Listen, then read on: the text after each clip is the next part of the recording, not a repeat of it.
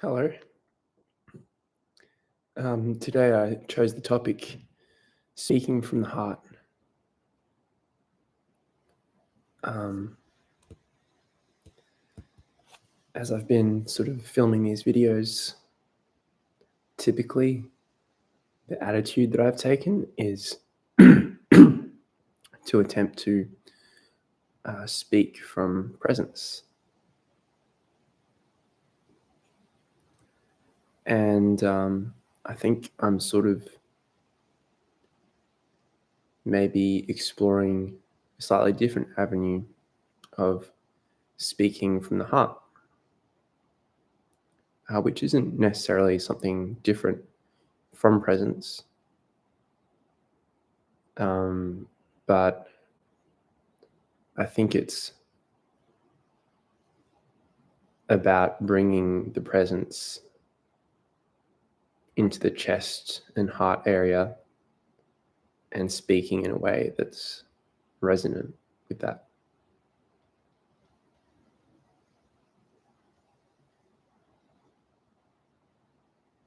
I wonder if you can have a sense of that, if you can sort of feel or imagine what it would be like to have a sort of presence in your chest area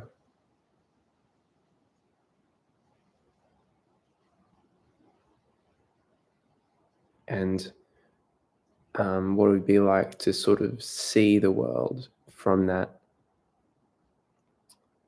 illumined, glowing presence in the chest area, and how maybe you would interact with the world from that chest presence, that heart presence.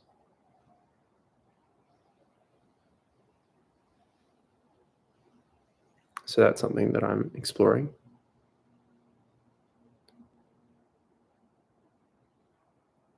And as well, how what I'm exploring is what would it look like if I interacted with the world more from that heart space.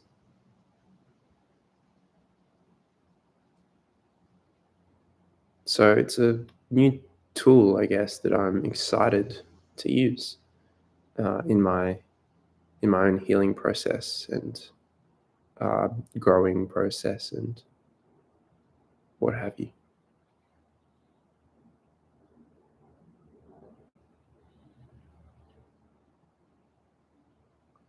And being at a bit of a loss for words now, I'm sort of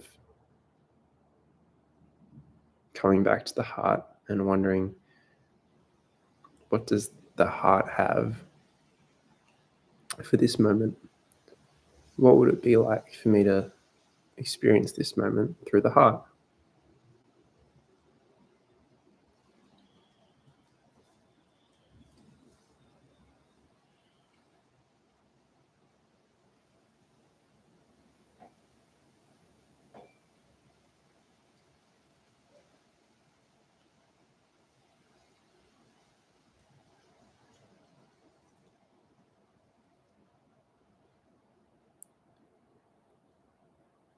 So I've been listening to a lot of videos on YouTube about the heart and about connecting with the heart.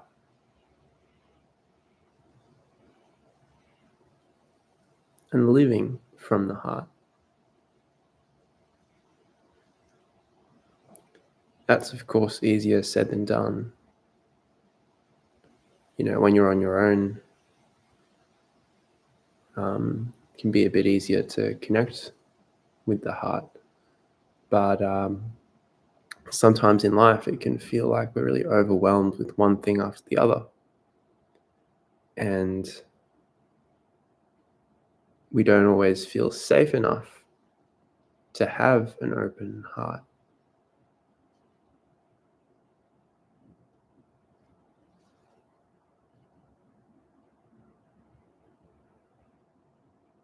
Because there's a sort of vulnerability to that. So sometimes I think we have our walls up and we're not able to connect to each other through the heart, which is really a shame.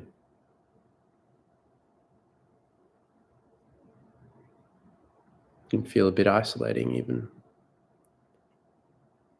Sometimes we can do it with a close friend, or I guess I'm speaking from my own experience. Um,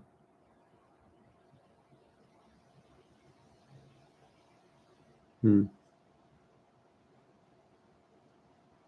hmm,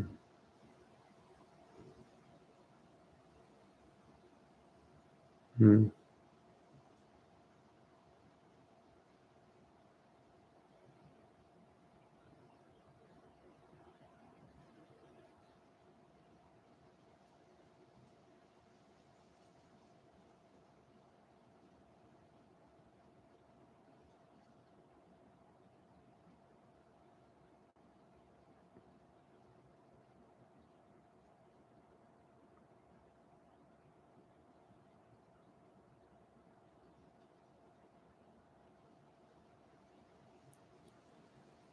And I think that primarily I've sort of come into this heart stuff most recently through,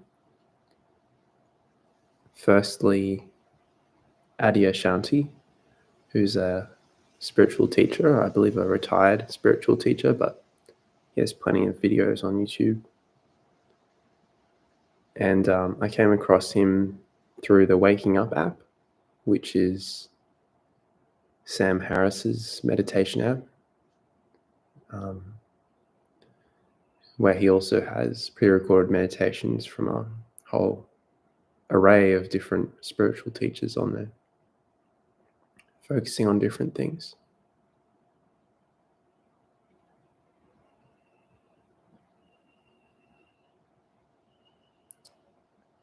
But Adia sort of talks about these three qualities of awakening.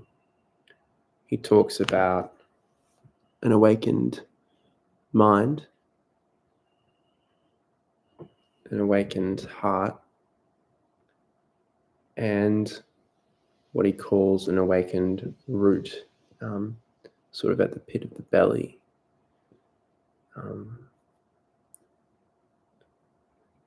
Which has really been interesting for me to hear about. And he has some guided meditations on the Waking Up app, which sort of address each level. And I'd predominantly sort of been exposed to awakening type stuff through Carl Jung. No, not Carl Jung. Sorry, my thoughts are rattling around and I picked the wrong one. Eckhart Tolle, sorry. And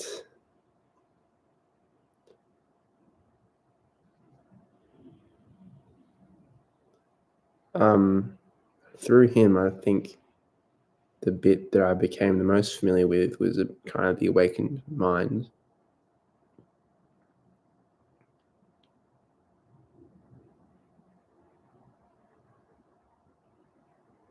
So the awakened heart and root, I think, were probably a bit missing.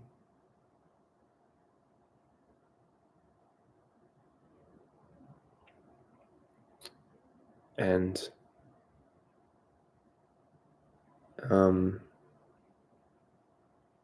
yeah, I'm really sort of processing my thoughts and emotions right now. So it's not very succinct. I don't know how much I should get into it.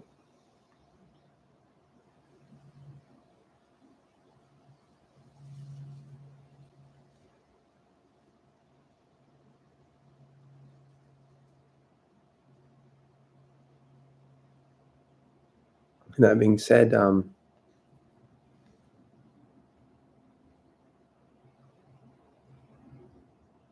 there's something kind of hopeful for me about discovering these other aspects of awakening, because it sort of, I think, fills a bit of a gap in my understanding, where something I've really struggled with is, basically the duality that I've been dealing with, if I can put it that way, not to put it as a negative thing or anything, is sort of between ego and awakened mind. And what I've kind of been finding is that the awakened mind is free of ego, right? But it's not.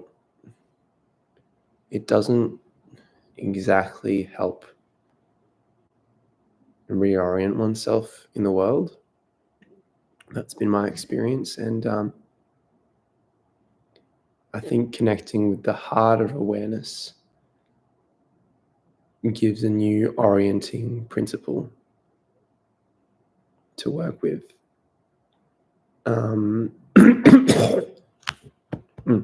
Sorry.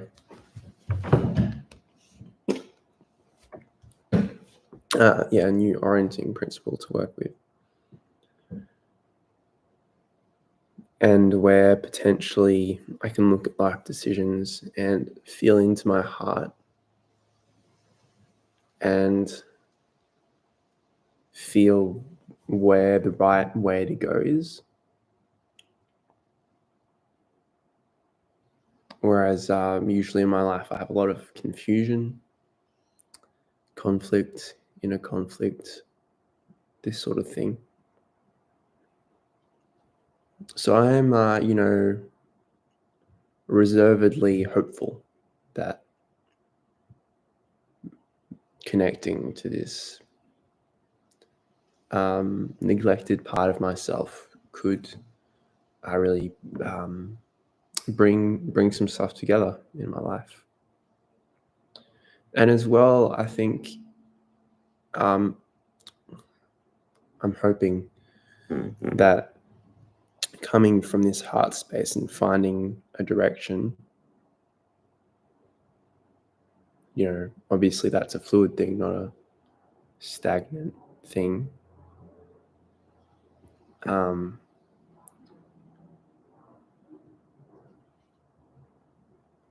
Then I can also use my mind to strategize towards something that feels authentic to me. So I think that's where, as well, I've probably been a bit obsessed with not having thoughts.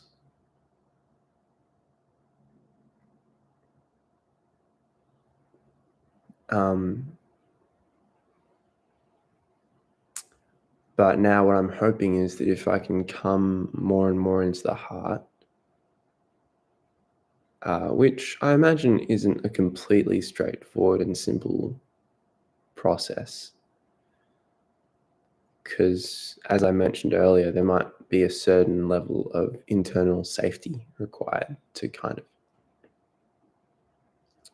come there. So it's probably, I think the heart itself will be a great tool for healing, but also there might be some healing required and courage required to actually drop into it more and more.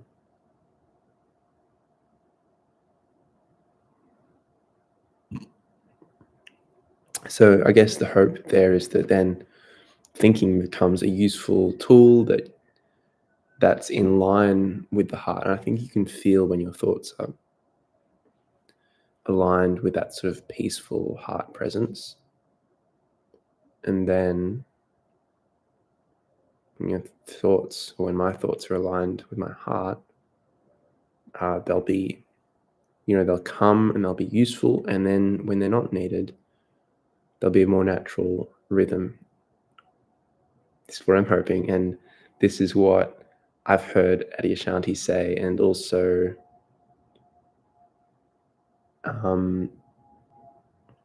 I saw a sort of group interview where there was another fellow called John Prendergast, who was also talking about the heart. So those two people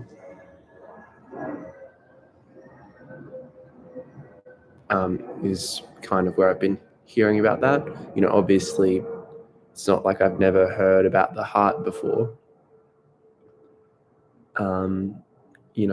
It has a place, in secular society. Follow your heart, and in Christianity, which is my background, the heart is sort of a theme in the Bible of sort of seen as kind of the center of a person's being, I think, in the Bible.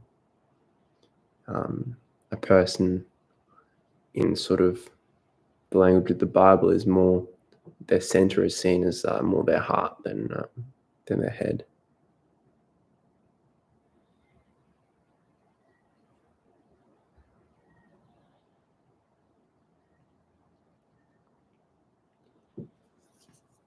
And I think I have experienced being a very heady person for a long time.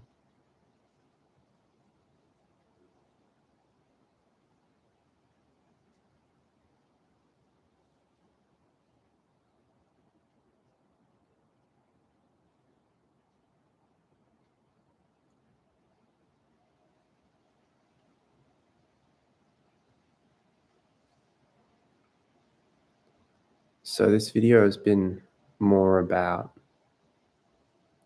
the topic of speaking from the heart or being in the heart, more so than actually doing it.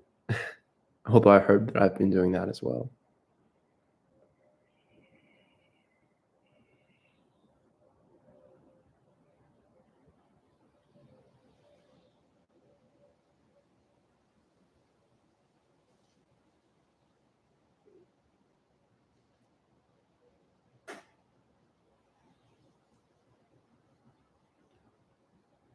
And I think that the heart is not absent from, for example, Eckhart's teachings, but it's not in there very explicitly. So I think it's, whilst all language is basically, metaphorical, it doesn't quite get to the reality of the thing. I think it's been useful to hear these other pointers from Adia and John. For example, in Eckhart's teachings, he talks about a sense of goodwill emanating and sort of well-being. Well-being is more Adia's verbiage, but I think it sort of corresponds to something in Eckhart's teachings.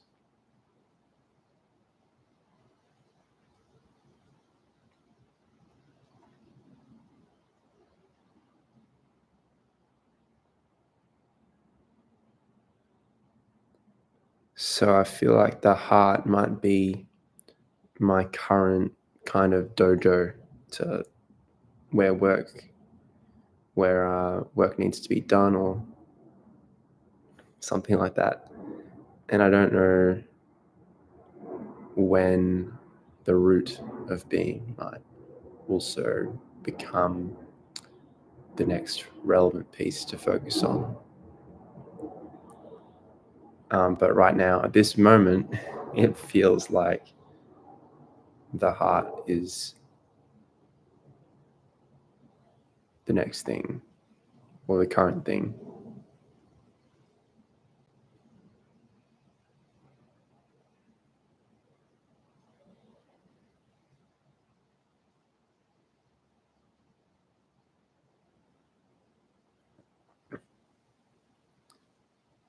I've definitely been listening to more content about the heart than the root, so I couldn't tell you very much about the root. except that I think Adia also calls it the ground of being. It is interesting because I think I would be skeptical of this kind of thing, sort of these different locations of awareness. And I think it's more of a helpful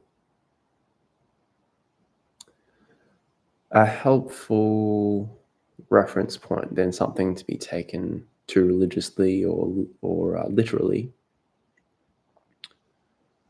But I feel that I've always been a little bit skeptical of things like chakras and that kind of thing. But from the guided meditations that I listen to, there feels like something really concrete about these three sort of locations of awakening or qualities of awakening in a different, distinct kind of um, feeling or experience that focusing on each one brings. Um, so it's been quite fascinating because I find that I am quite open to this, which is a bit unexpected, given what I said. How I feel a bit about chakras. I sort of keep it, I think, at arm's length because I haven't had an experience of that makes me really ready to buy into it, I guess.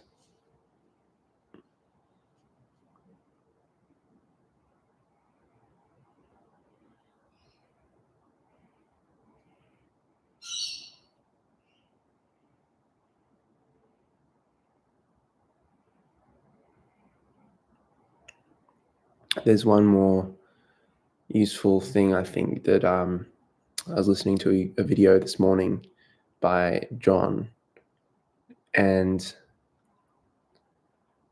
I think this was kind of interesting to think about in relation to sort of the healing aspect. As someone who kind of thinks or has thought a fair bit about healing from trauma, recovery from trauma, that's just my personal sort of experience, and it's felt very relevant to me. I haven't gone through any one terrible event. I never know entirely whether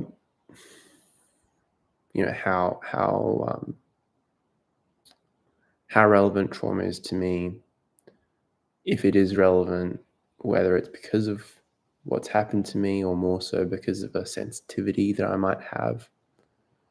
And that can all be very confusing and disorienting. But I think the important thing is that it feels resonant to me and useful. So I have pursued that line of inquiry or thinking, exploration. And what John was sort of talking about, and he was, prior to his sort of spiritual direction in life, he was a psychologist. What he was talking about was energetically, when sort of traumas and difficult emotions like shame arise, he was talking about meeting those emotions or experiences in meditation. They're often referred to as patterns of energy in the body, meeting them. And I think often, we're encouraged to sort of look into them and see what actually is at the root of those. What's it about? What's causing it? Just being curious, And I don't know if you've had this experience, But I think if you come to that inquiry from the head, it can kind of spiral you into uh, helplessness and a never ending chain of logical causes. And you're not, or this is my experience, you can't 100% validate any single thing because you're trying to logic it out and you don't have necessarily all the information, or I don't know, that it's just,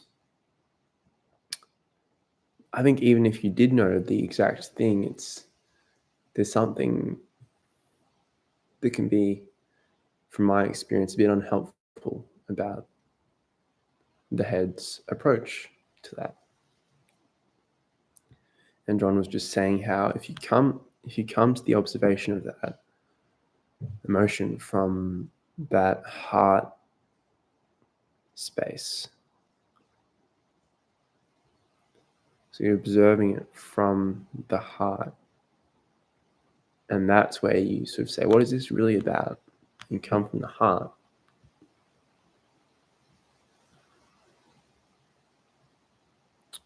And that can give you a bit of a clearer answer or a more workable answer. So I think inquiring from the heart is really useful. And I think even when you get the answer, you can keep inquiring from the heart. If that heart space is maybe developed enough to that compassionate awareness. For example,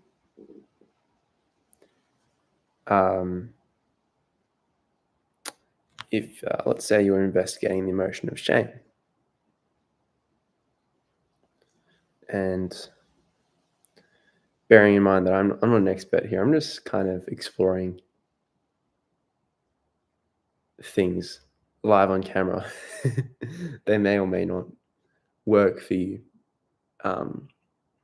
But say I explore the emotion of shame. And I'll try to do that right now. So seeing it from the heart.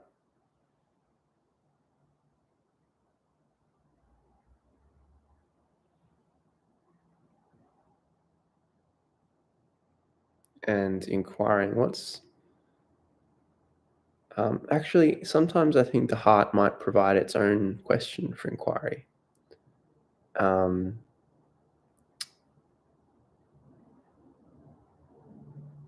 So if that happens, maybe you can be open to that as well. So, for example, and this relates to a podcast that I listened to this week, so maybe that's why. But as I was kind of observing it from the heart, the question that came was not what's the cause of this shame, but it was what does this shame need? What's it asking for?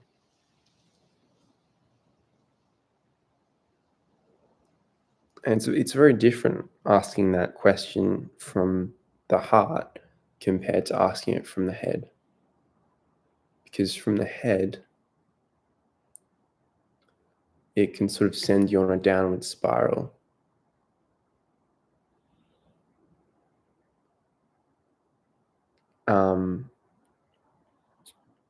At the extreme end, even a sort of suicidal downward spiral, as an extreme example.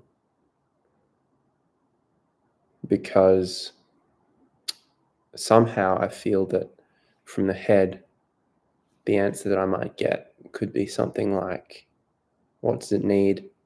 Oh, it just wants to die. Right. But if I go down a bit more to the heart and ask that same question,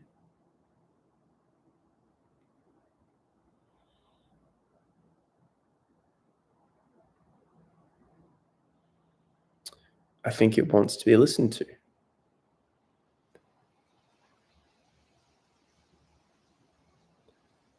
Um,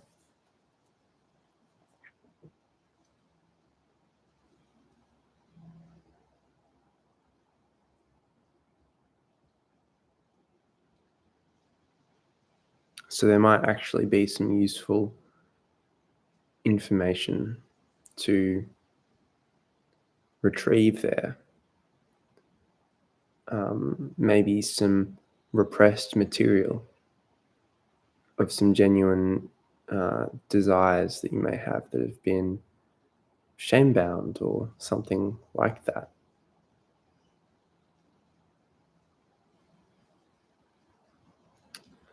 And if you inquire into that, that can give you some idea of what is it that you need to work on. And if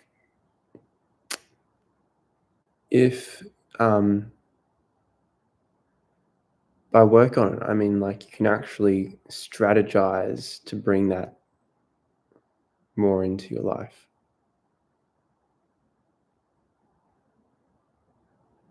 Um, and that, even for me, that's a bit hard to hear, because for many of us, like on a recovery journey of some kind, um, it can feel like life is too overwhelming and we don't have the tools to do that.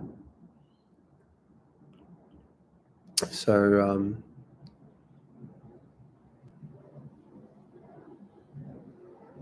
finding help, like from a therapist or something, can be a good solution to that. Um, and just being, I think sometimes because we feel helpless to address those desires, that can kind of be a reason for us to just not want to hear it in the first place, because it makes us feel ashamed that we can't address these needs that we have, or that we feel that we can't. So if we stay in that heart space, we can also see that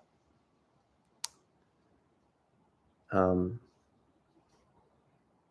that shame and guilt arise as well. And as humans, we're amazing creatures, and you probably are, if you are in some kind of difficult situation, you probably are doing the best you can to get the help that you need. So if you're feeling really stressed about that, um, it could be a good idea to look at the ways in which you already are doing that. And you can feel really proud of yourself for that. And you can recognize that your ability to get help and to grow and flourish and nurture yourself will probably increase as you keep living on, because that's just the kind of person that you are. Um, so if actually taking action, something that's really doesn't feel possible for you, well, if it is something that feels possible, like, oh yeah, I've identified something, and um, I'm starting to get some ideas of how I could move forward towards this. That's great. Um, but on the other hand, if it feels too far off, um, just be kind to yourself, and acknowledge yourself for the wisdom that you have, and the steps that you're already taking um, to address those needs that you have. Um, some of the ways you might be doing that might not be optimal, But you know what? They're probably um, the best you can do right now. And in that way, you're looking after yourself.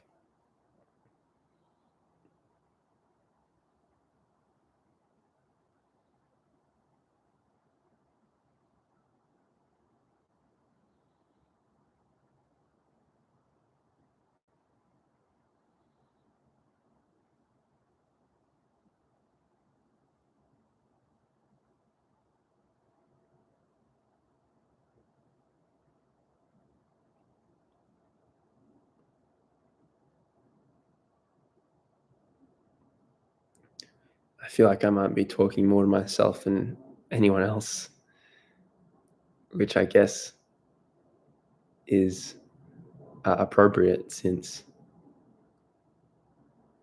I don't know if anyone else will watch this video.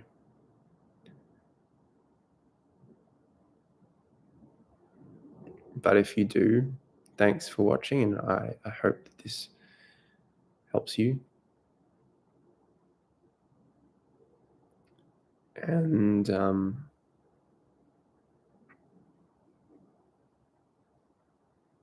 from my heart to your heart, I appreciate you. And I wish you a really good day. And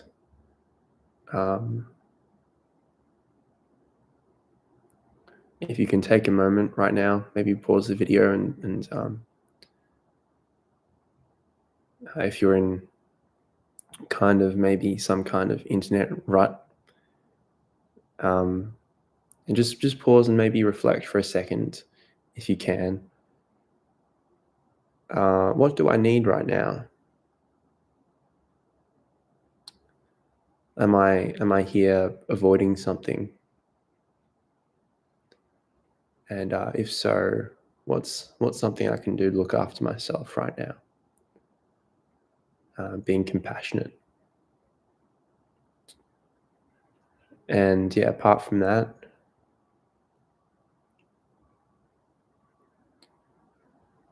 like I said, yeah, lots of love, lots of appreciation.